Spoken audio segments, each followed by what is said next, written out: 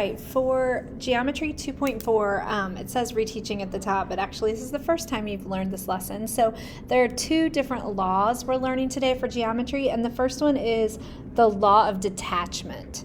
So it states that if a conditional statement is true, then anytime the conditions for the hypothesis exist, the conclusion is true. However, if the conditional statement is not true, or the conditions of the hypothesis do not exist, then you can't make a valid conclusion. So here's an example for you. What can you conclude from the following series of statements? If an animal has feathers and can fly, then it is a bird. A crow has feathers and can fly.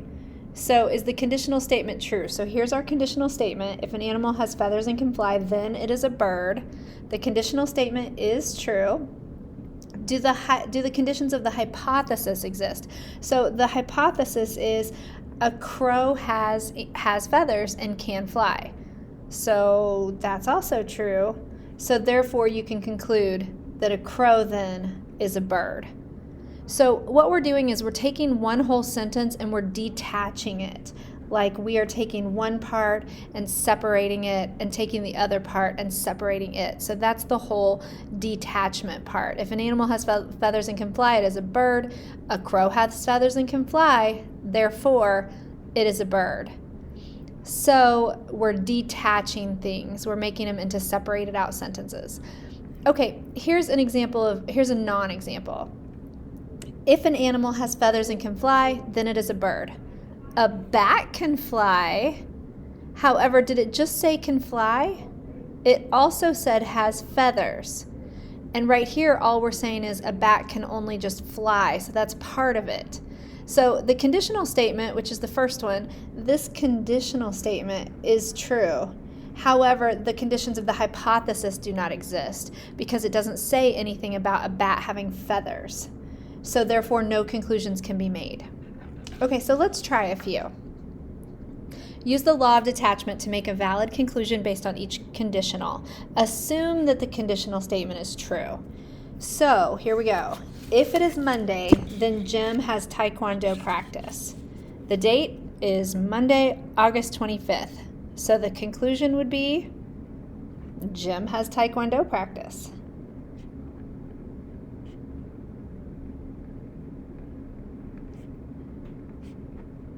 Okay, because that is the part that has been detached. So you took one conditional statement and you detached part of it, so then therefore we can write the conclusion, the rest of it. All right, number 2, if the animal is a whale, then the animal lives in the ocean. Daphne sees a beluga whale, so therefore the whale lives in the ocean.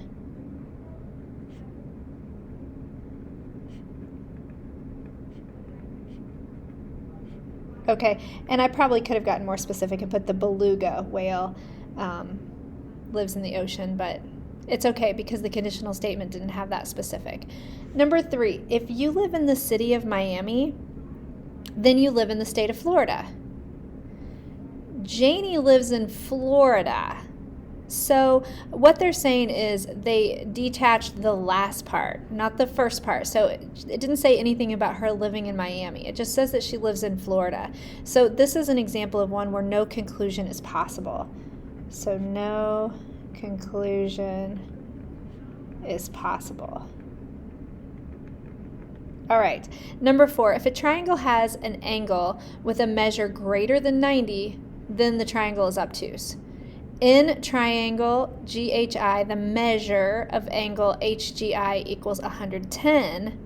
So therefore, triangle GHI must be obtuse, is obtuse. All right, number 5. And all we're doing is adding the conclusion. You have the conditional statement, you have part of it detached, and we are adding our conclusion based on the law of detachment. Okay, number 5. A parallelogram is a rectangle if its diagonals are congruent. If you can't picture that, this is what it's saying. This is a rectangle if this diagonal is the same length when you measure it as this diagonal. So this line would be congruent with that line. All actually the whole line. Now it looks like I did 1/4 of it, but whatever. These are the diagonals. So a parallelogram is a rectangle if its diagonals are congruent.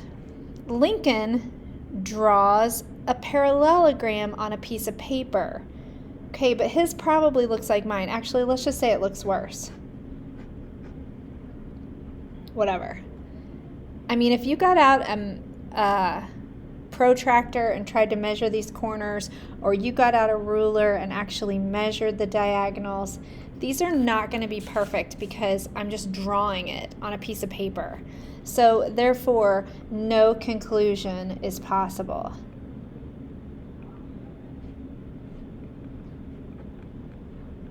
Okay, let's look at the back and learn our last law today. Our last law is one of my favorites. It's called the Law of Syllogism. So it strings together 2 or more conditionals, and then you make a conclusion about it. So it kind of looks like this. If P, then Q. If Q, then R. Therefore, if R, then S. Oh, sorry.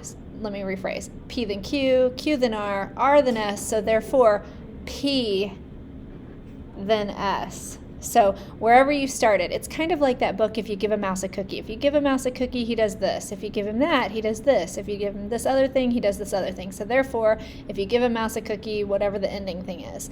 So that's why I like this Law of Syllogism. It's kind of a fun way to say, if the very beginning, then the very end. So let's look at this problem down here. What can you conclude from the following 2 conditionals?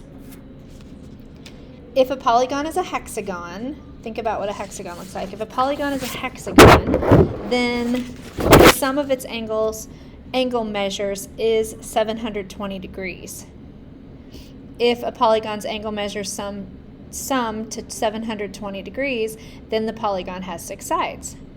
Okay, so the conclusion of the first conditional matches the hypothesis of the second conditional that the sum of the angle measures of the polygon is 720. So therefore, you can conclude that if a polygon is a hexagon, it has 6 sides. So let's try some of these. Use the Law of Syllogism to wrap it all up together. So here we go. If you are climbing Pikes Peak, then you are in Colorado. If you are in Colorado, then you are in the United States. So your conclusion would be whatever you did first. If you are climbing Pikes Peak, then last, then you are in the United States. So wrap it all up together. If you're climbing Pikes Peak, I'm going to abbreviate, then you're in the United States. Okay, number 7. If the leaves are falling from the trees, then it is fall. If it is September 30th, then it is fall. So these aren't really, it's not saying if one thing, then the other, and then that same one thing to the other. This is just, these 2 statements actually stand alone. So since they stand alone and don't have anything to do with the next, we're going to say there's no valid conclusion.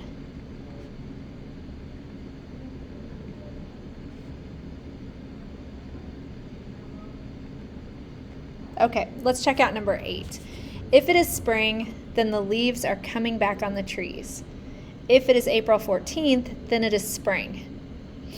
Okay, so the conclusion would be a little bit backwards in this one, but it does make sense. If it is April 14th, then the leaves are coming back on the trees. It's kind of, it wraps around, but it's like it flip-flopped these 2. So if it is spring, this, and if it is this, it is spring. So therefore, if it is April 14th, I'm not even going to write this. You don't have to write it either because we've done a lot of writing. Then the leaves are coming back on the trees. So this is what we would write. We would kind of cancel these 2 out because it's overlapping, saying the same thing. We would say, if it is April 14th, then the leaves are coming back on the trees. All right, number 9 is interesting. This is like in a fable or something made up. I'm not sure what this is from. But if plogs plunder, then flags fret. It's also a tongue twister. If flags fret, then gops groan. So, therefore, if plogs plunder, then gaps groan. So we're going to go like this. This is the statement you would be writing out, but I'm not going to make you write it out as long as you understand it. So if plogs plunder, then gaps groan. So we went from A to Z. So A to B happened, B to C happened. So really we went from A to C. Okay, number 10. If you make a 95, I'm assuming they mean percent. If you make a 95% on the next test, you will pass the course. If you pass the course, then you will not have to take summer school. So therefore, if A, then C. If you make a 95 on the next test, then you will not have to take summer school. Let's just pretend you wrote all that out. Okay, and then I'll talk you through this last one, but you don't really have to worry about doing one that's kind of like this. What they're saying is now we're going to throw in the law of detachment and the law of syllogism to make a valid conclusion from all four of these statements. So the first statement says, if an animal is an insect, then it has a head, a thorax, and an abdomen. If an animal is a spider, then it has a head and an abdomen. If an animal has a head, thorax, and abdomen, then it has 6 legs. And last, Humberto, I guess is this person's name, saw an insect called a grasshopper. Okay, my conclusion, using both law of detachment and law of syllogism, really isn't going to have anything to do with a spider. So I'm kind of going to not look at that because he didn't end up seeing a spider. He ended up seeing a grasshopper. So I'm going to say, and this is not the only right answer, but I'm going to say the grasshopper has a head,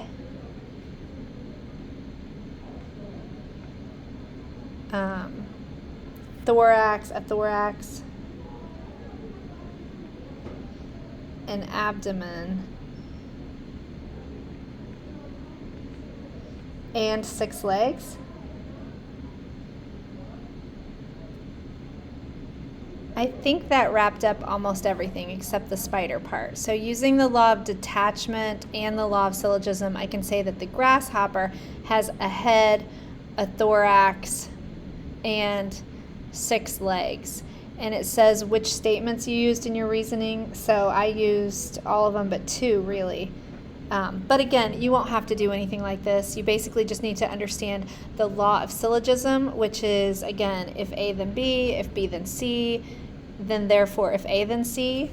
And then the law of detachment, which is when you have one statement, you can kind of detach it into 2 separate parts, as long as they're both true. Okay.